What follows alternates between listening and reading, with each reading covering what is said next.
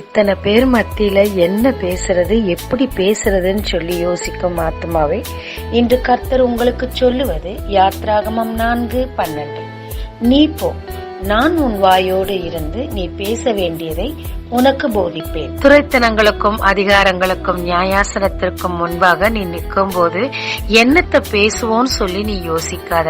ஏற்ற நேரத்துல சரியான வார்த்தைகளை பேச பரிசுத்த ஆவியானவர் உதவுவார்னு சொல்லி லூக்கா 12:11-12 சொல்லி இருக்குங்க. அதிகாரங்கள் உங்கள் சத்துருக்கள் முன்னாடி நிற்கும் போது என்னத்தை பேசுவோன்னு சொல்லி கவலைப்படுறத விடுங்க. கர்த்தர் உங்க வாயோடு இருப்பார். தைரியமாய் போய் பேசுங்க.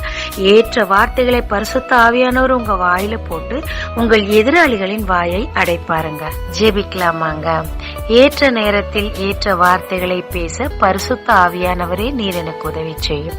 இயேசு மூலம் பிதாவே, ஆமென். இயேசு கிறிஸ்துவின் நாமத்தில் இந்த நாளில் உங்களை ஆசீர்வதிக்கும் ஜீசஸ் விஷன்.